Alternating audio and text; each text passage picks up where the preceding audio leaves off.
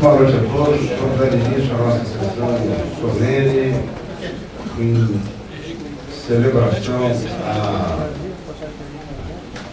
ao 168º aniversário dos advogados brasileiros.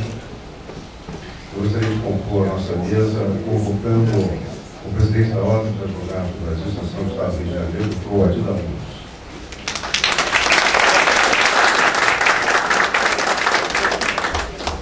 Presidente da Caixa dos Advogados do Rio de Janeiro, Dr. Felipe Santa Cruz.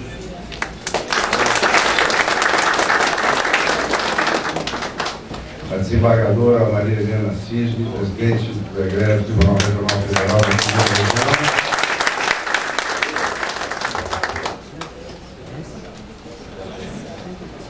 E chamarei também 3 ex-presidentes presentes na nossa sessão, o doutor caríssimo doutor Benedito Calheiro Bonfim,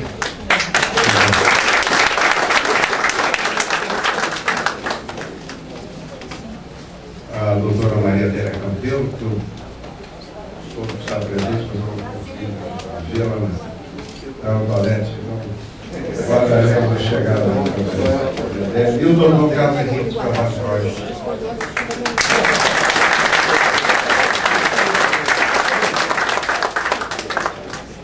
E não sei se vale a pena a referência, é o mais antigo ex-presidente da Casa, mas não o mais velho.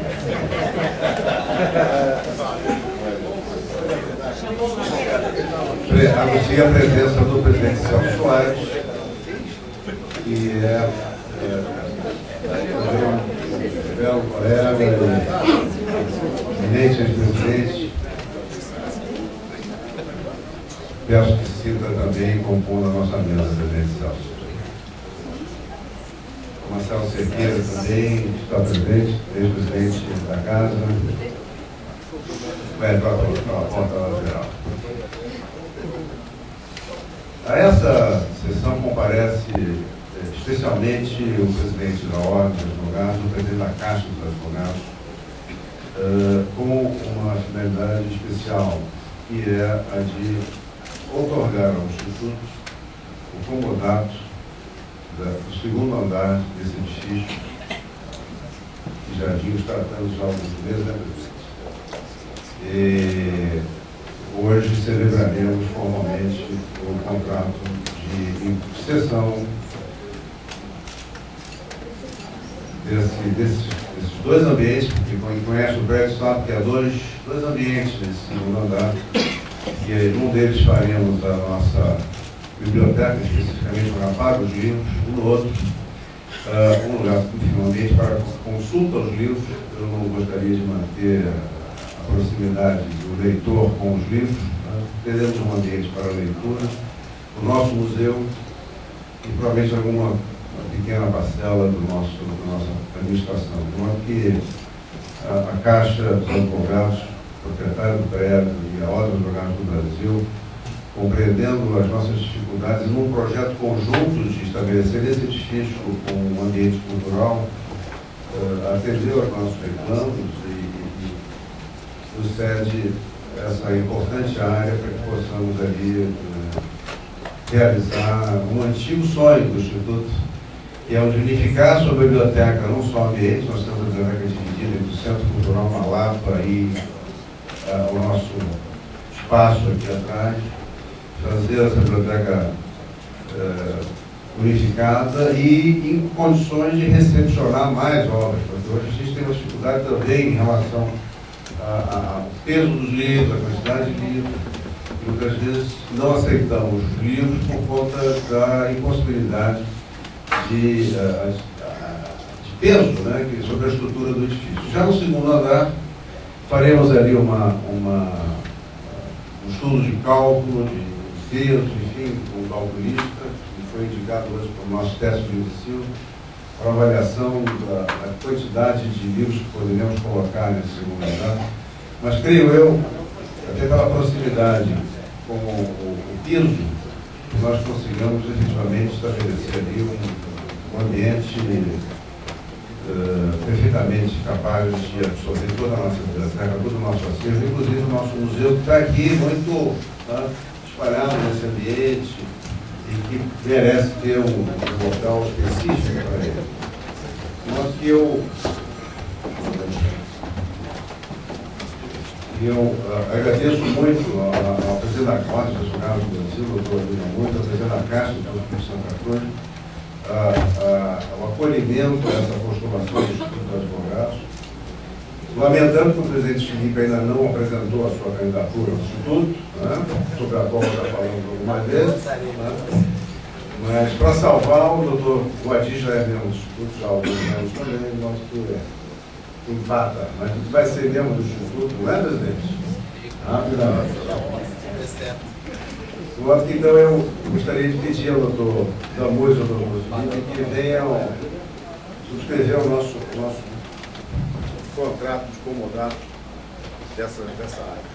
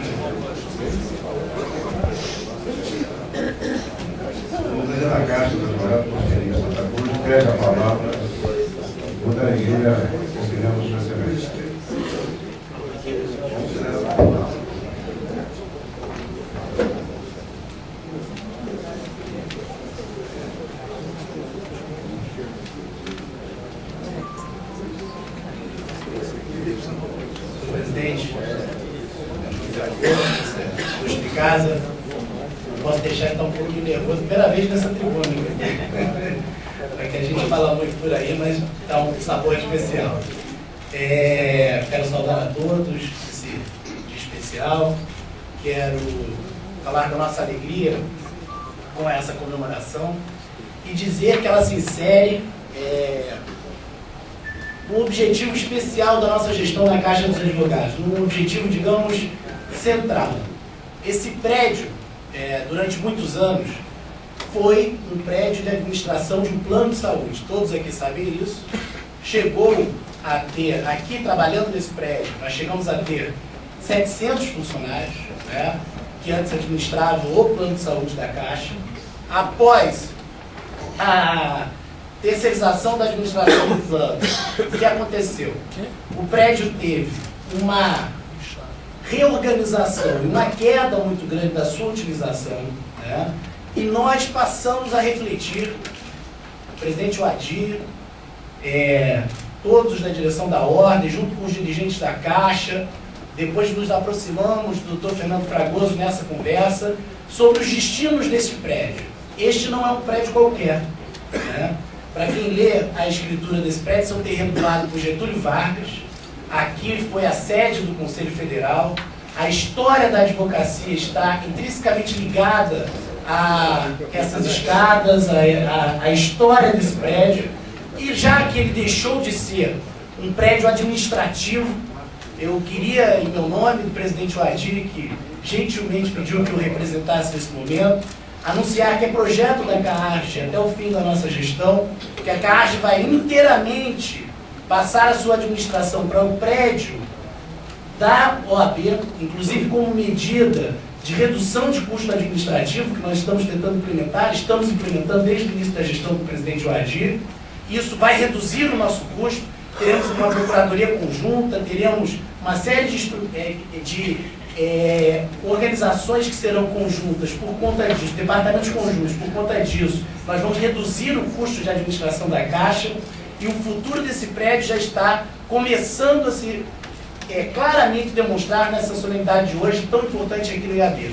Qual será? Ele será o prédio que vai marcar esse perfil de cultura e de educação da advocacia. O nosso projeto já está sendo elaborado, nós contratamos a mesma equipe que elaborou o projeto de lei Rouanet, o Dr. Fábio Sesnick, e o projeto de museologia do Museu do Futebol e do Museu da Língua Portuguesa em São Paulo.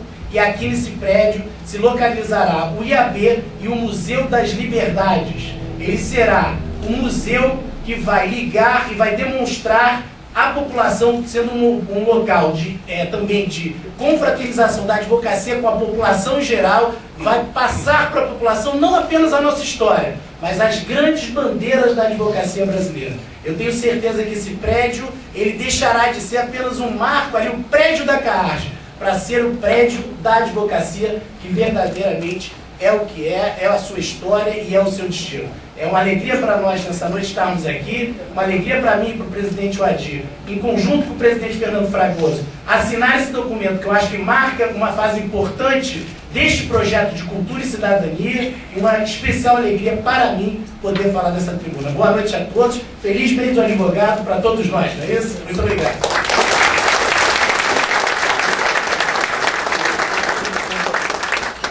Presidente Felipe, consigno a presença igualmente do secretário-geral da OAB, Dr. Marco Luiz Oliveira Souza, do Dr. Roberto Brum, diretor-presidente do Centro de Atividades Comunitárias do Rio de Janeiro, Dr. Ricardo Rocha, presidente da Fundação Benjamin Constant, Dr. Augusto Adolfo Lobo, diretor da Associação Carioca de Advogados Trabalhistas, do senador Bernardo Cabral, nosso presidente da Comissão de Direito Constitucional, e do Dr. Antônio Fabrício, que é diretor-tesoureiro da Ordem dos Advogados de Minas Gerais, e a presença do bom Alonso Alegre. Está aí o nosso.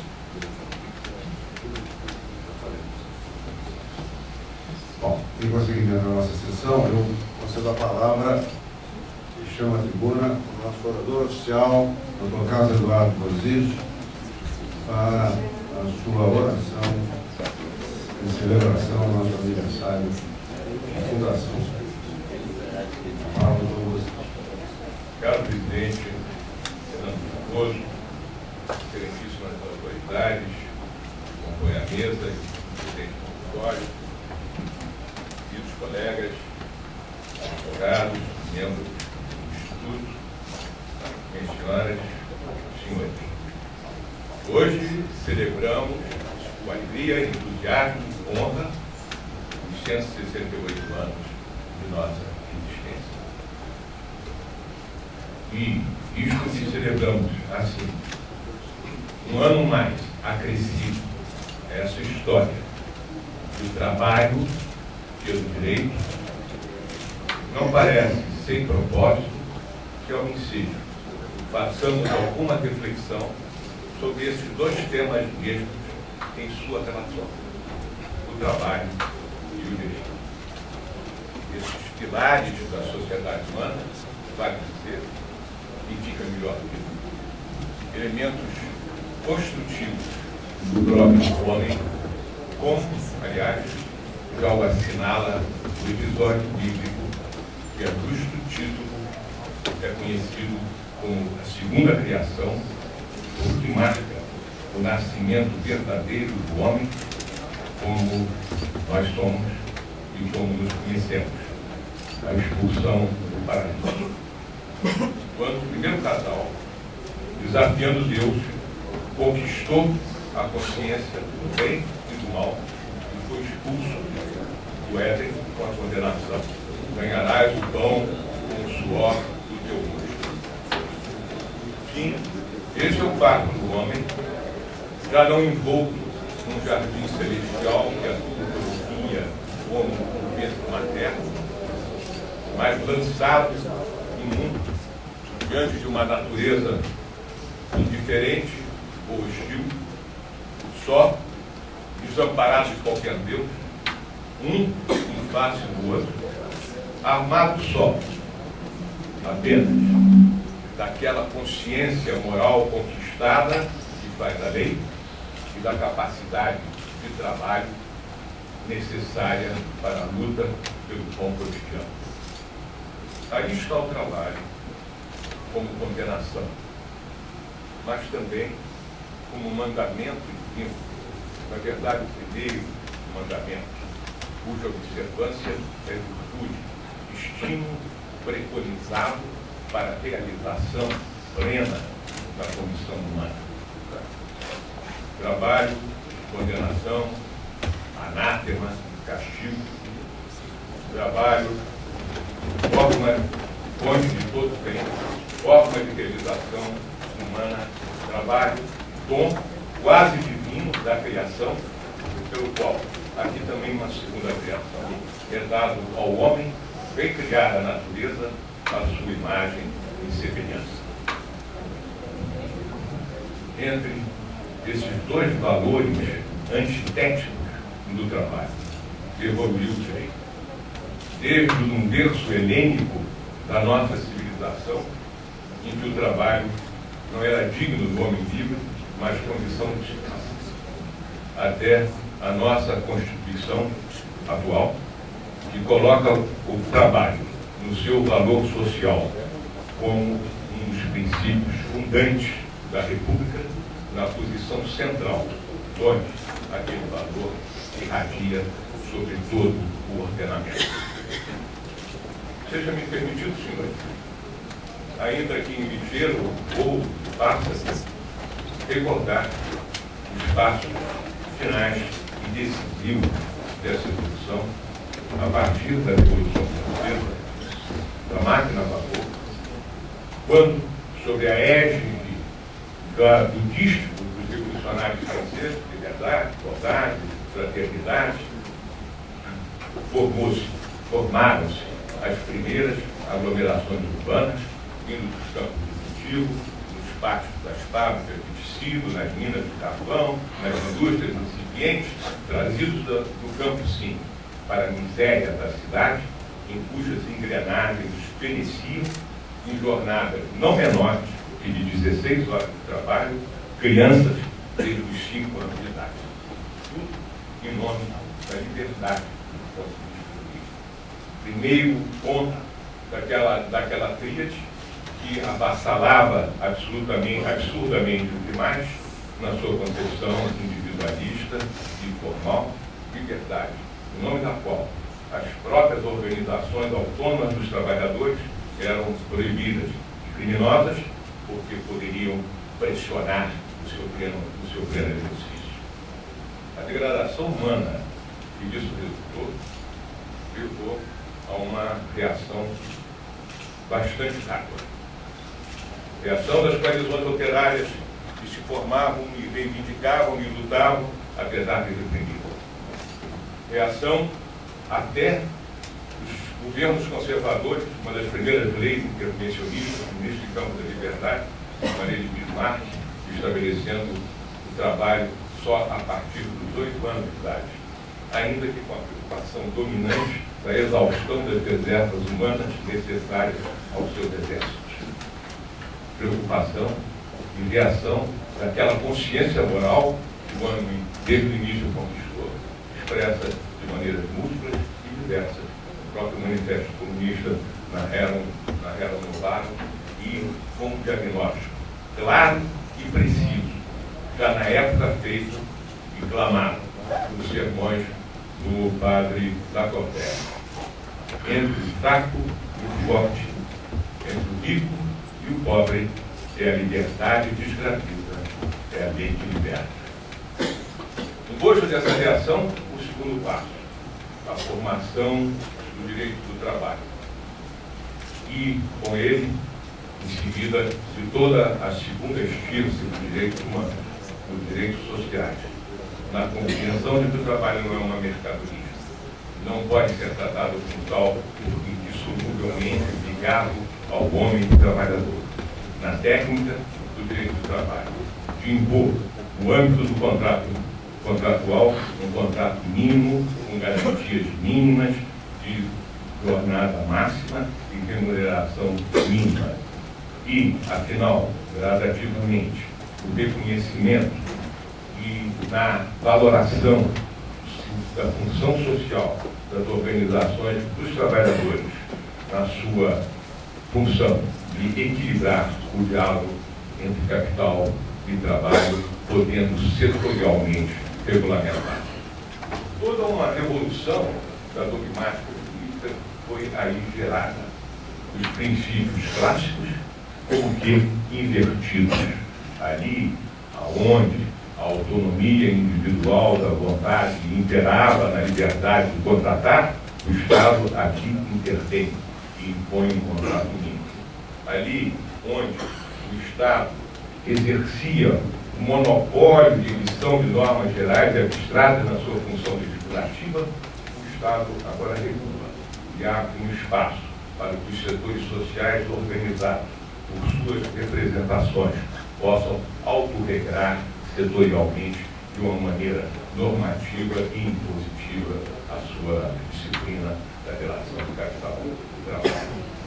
Mas esse capitalismo inicial evoluiu, muda, transforma-se, agiganta-se, acaba penetrando todos os espaços sociais e setores da sociedade. Trama a rede que liga e conecta desde o indivíduo até os movimentos dos grandes capitais e atrai e incorpora a sua dinâmica consumista, voraz, dos grandes contingentes humanos de que ele necessita, já só, não como trabalhadores, mas também como consumidores, poupadores, etc.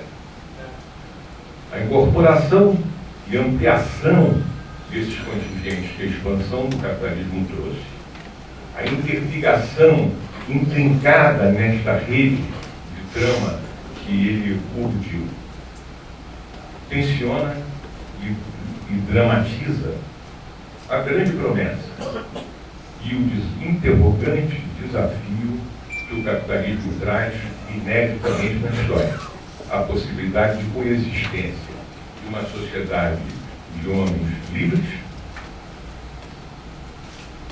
autogovernados, democraticamente pelo voto, com uma sociedade em que a maioria absoluta se insere exclusivamente ou predominantemente a partir do seu trabalho posto a serviço dos outros.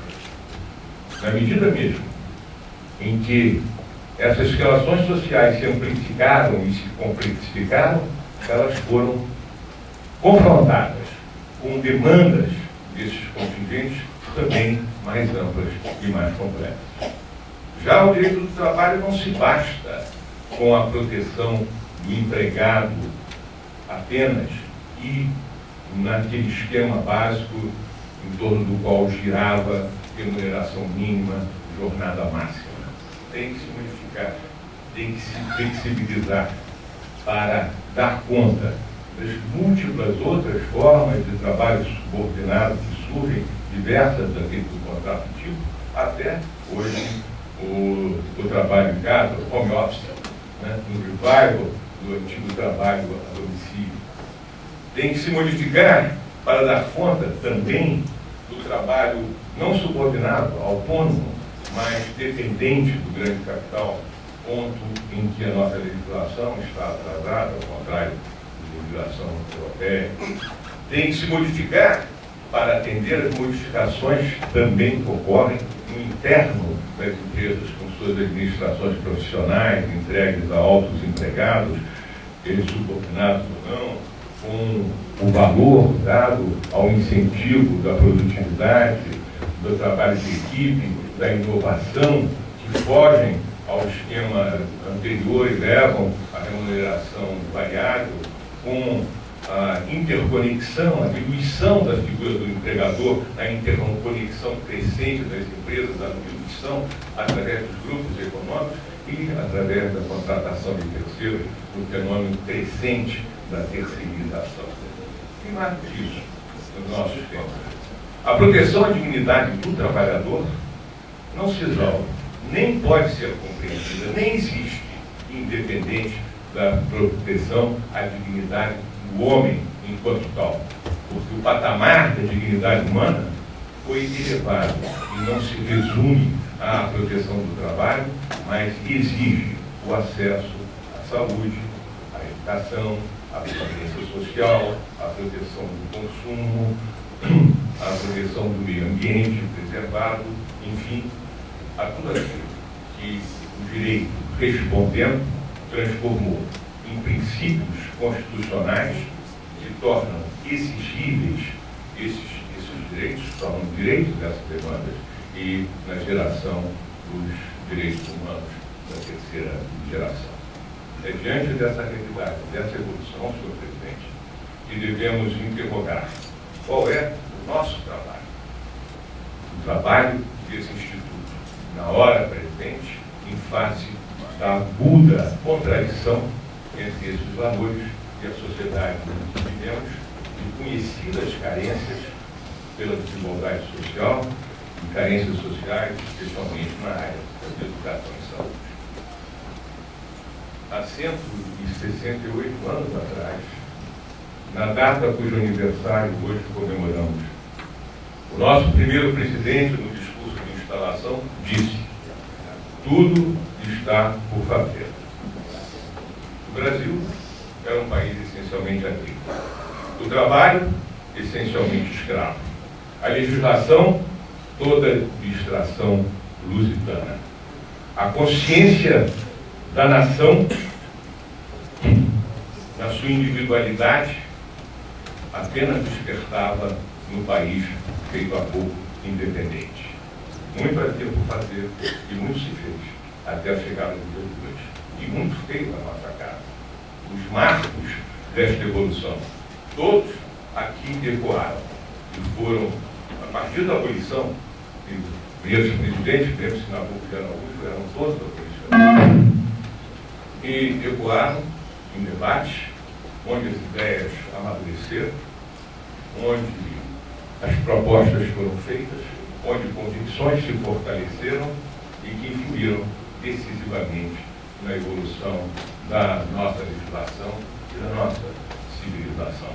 E nem sempre a proposta mais liberal triunfou num ambiente acadêmico como o nosso. Sempre as vozes pela liberdade eloquentes aqui promovidas e que encontraram no prestígio da casa uma caixa de ressonância de amplitude nacional. Sim, muito foi feito. E, no entanto, senhor presidente, diante dos graves e grandes desafios da hora presente, o impulso que tem é de quase irrepetível. Tudo está por fazer. Na verdade, o que esse desafio exige na tarefa ingente e urgente de dar efetividade àqueles princípios constitucionais. O que exige a elaboração, a consolidação, o amadurecimento também de uma nova dogmática jurídica, capaz de permitir a operação fecunda desses princípios sem sacrifício da imprescindível segurança jurídica.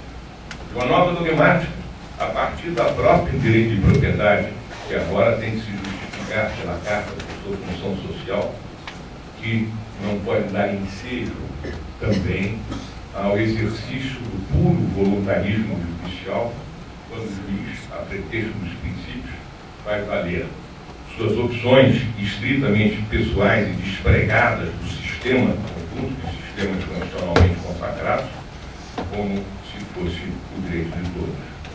Vai exigir, penso, uma redefinição dos limites e da relação entre os poderes, que, no entanto, terá que preservar a independência e o equilíbrio deles na difícil ponderação, por aquela lógica do razoável, que é o jurista, de fatores influentes, mais fluidos, como a autenticidade política, a legitimidade política oferida no voto e o dever funcional de cumprir o mandato judicial, a aptidão técnica para decidir uma causa com toda a extensão de suas repercussões, a essencialidade ou a predominância do direito no conflito entre um e outro, enfim, toda aquela gama variada de fatos e valores que o neopositivismo político,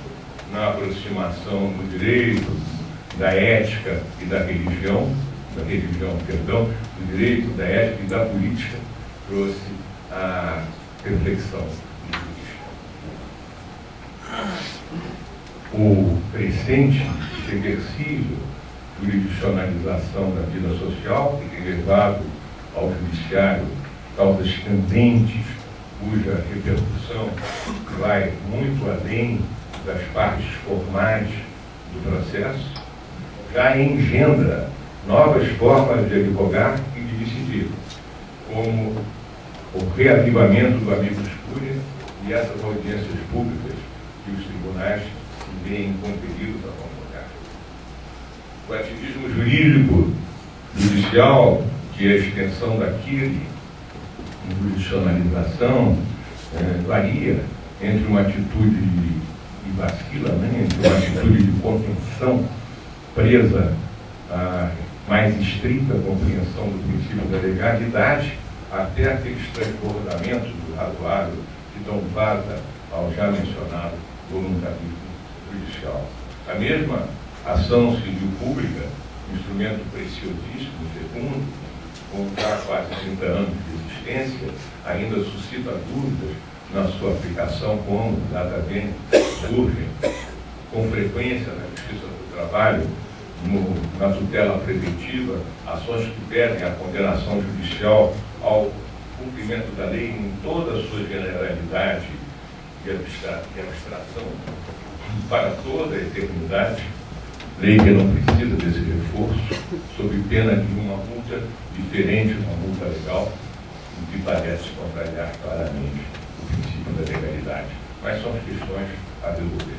Apenas, senhor presidente, muito e muito a fazer.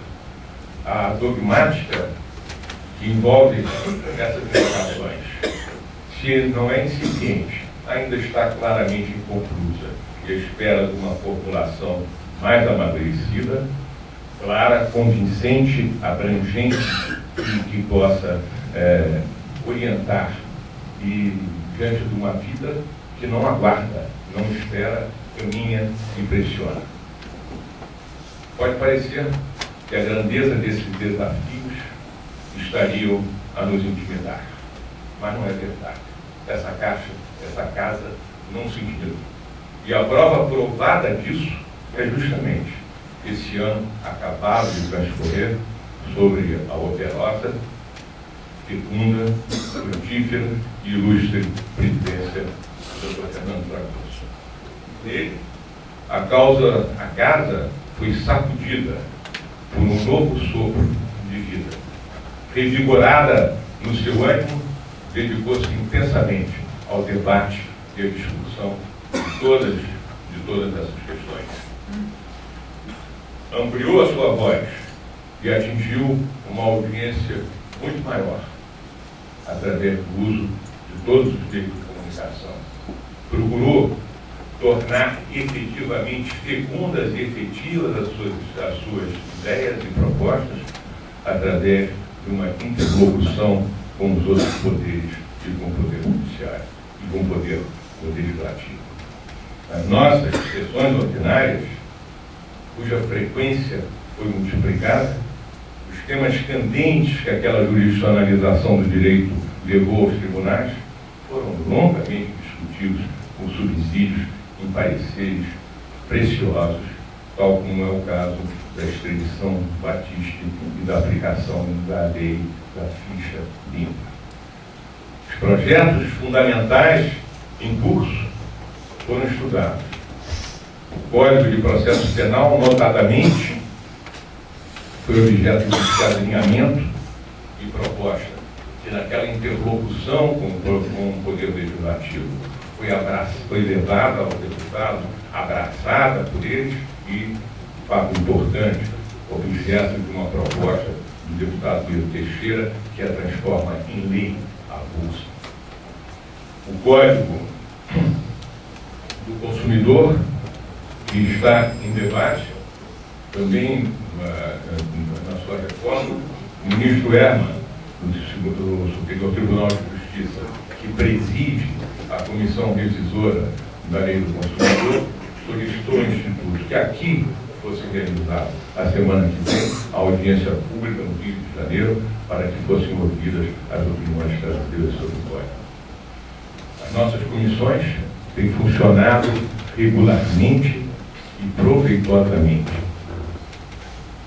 No Jornal do Comércio, alcançamos publicar com regularidade semanal também uma coluna onde são colocados os valiosos artigos dos nossos colaboradores e informes do Instituto. A nossa revista digital já vai para o 30º volume. Enfim, a vida da casa ressurge e cresce. E não é mérito menor dessa administração. Não digo com isenção, porque como orador só faço falar. Não é mérito menor dessa casa, que a mais do impulso que deu à atividade fim do Instituto, conseguiu reverter a sua situação financeira, alcançando a recuperação com um expressivo crédito, superávit, que já vai a R$900 mil, e agora, com esse acontecimento, que tão magnificamente assinala a nossa cerimônia, em diálogo com a Ordem dos Advogados, aqui representada pelo seu ilustre-presidente, e com a Caixa dos Advogados, também representada pelo seu ilustre-presidente, nesta união de forças, consegue dar início a um sonho tanto tempo acalentado de dar uma apresentação condigna e mais fácil acesso àquela que é o mais importante, o mais precioso bem do nosso patrimônio, a biblioteca, que conserva, aliás, a primeira edição da CLT, doação no nosso consórcio, Arnaldo Sequins, membro da comissão que elaborou. Pode-se dizer que o orador, talvez propositadamente, tenha ficado deslembrado do naufrágio de um outro princípio constitucional básico, aquele que assegura a duração razoável do processo. Mas não. Os advogados não se olvidam disso, ao contrário. São os primeiros a sentir e os que mais sofrem com isso, com a morosidade do judiciário, que mais se preocupam com ela. Apenas não podem fazer coro ao refrão mole e comodista que atribui a culpa da morosidade da justiça à diligência dos advogados, no ânimo de sua defesa, nos recursos que interpõem, pelas causas que abraçam. Não. E se uma das realizações do nosso Instituto é preciso realçar, será precisamente essa, na defesa corajosa e enérgica da advocacia contra projetos inspirados neste equívoco de base. Defesa da advocacia, que é também a defesa da liberdade e da democracia.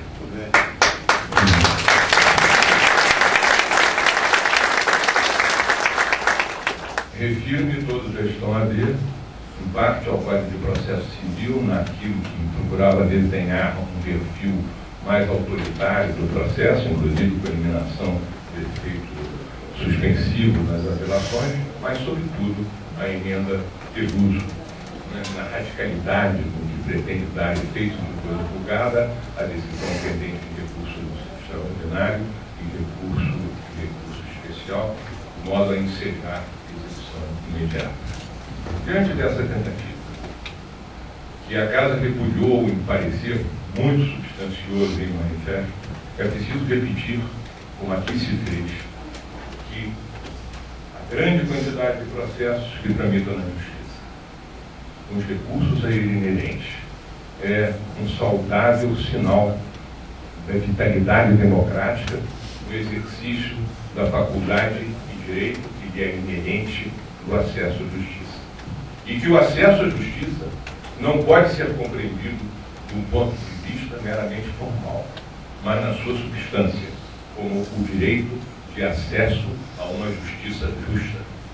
E que não merece o epíteto de justiça justa aquela que se apronta, que se apresta a executar, com cerceio da ampla defesa, uma decisão que, até mesmo no juízo de prévio de admissibilidade dela própria, aparenta estar contra as garantias constitucionais, contra a lei federal, contra o modo de julgar assentado em outros casos semelhantes, daí podendo ou advindo sempre prejuízos de grande extensão irreparáveis, bastando pensar em execução primeira.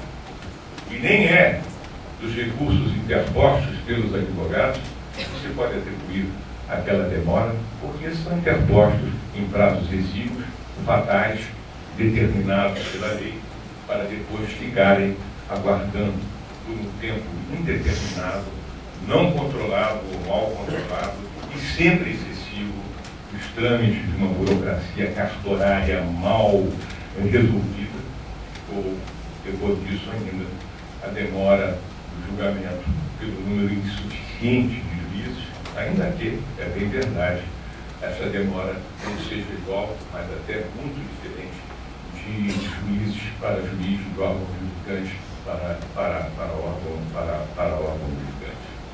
Aí sim, senhores, aí a causa primeira e mais óbvia da morosidade da justiça, no seu desaparelhamento, na falta de gestão competente cartorial, na falta de ampliação dos recursos tecnológicos colocados à sua disposição, uma burocracia demasiada, com serventuários insuficientes e mal qualificados e não estimulados por uma remuneração adequada. Aí sim, a insuficiência dos juízes.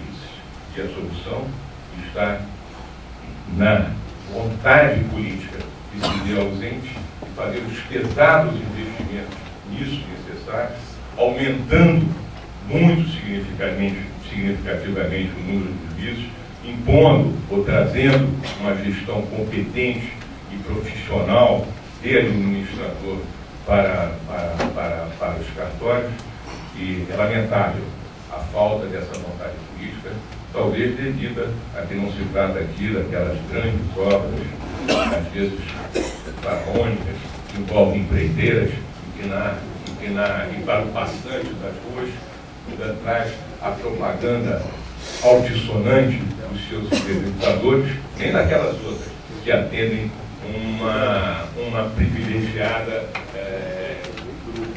grupo político, sendo, contudo, obra essencial para a realização e a expansão da democracia naquilo que lhe é profundamente inerente: o direito ao acesso a um processo rápido ou de razoável duração e que proporcione uma justiça realmente justa. Senhores, concluo. Para concluir, tendo iniciado com a invocação do Deus bíblico, procurei um Deus tutelar do trabalho em outro panteão. Encontrei naquele berço semente, nada obstante lá o trabalho ser uma condição própria do escravo, veja-se bem, um Deus trabalhador, Vulcano, o guerreiro. É certo que temos a deusa da justiça, mas deixemos-la mais para a magistratura, aquela senhora da balança, do equilíbrio cego, na austera altivez olímpica de sua armadura. Tomemos para nós, servidores humildes daquela outra, como Deus, este Deus trabalhador, que lançado das altitudes inacessíveis do Olimpo, na terra dos homens, posto pela violência dessa queda, os subterrâneos da nossa terra, faz a sua oficina. Domina o fogo na sua forja e, com o rosto abrasado desse calor, com o seu caminhar difícil, mas determinado, nele faz dúctil o metal e constrói com aplicação, com habilidade, com técnica, objetos úteis ao homem. Também nós, advogados, longe dos palácios públicos, na privacidade de nossos escritórios, recebemos o fogo bruto das paixões, dos interesses e dos desejos humanos que, desateados, podem incendiar e arruinar. Sabemos-lo domá-lo na forja da nossa consciência jurídica. Nesse calor, tornamos dúctil a frieza metálica e dura da lei para amoldá-la à forma do caso concreto. Levamos a solução que temos por adequar na marcha difícil do processo, através de obstáculos e oposições, na busca de uma solução capaz de compor os conflitos humanos de forma útil para a sociedade. O calor que nesse trabalho nos ilumina o rosto, não deixaremos que se arrefeça. E sabemos que o suor que nos molha a face é o mesmo suor que molha a face de todos os trabalhadores que conosco partilham o trabalho social. E que a nossa luta pelo direito não será digna se não for luta pela dignidade e pela justiça para todos. Muito obrigado.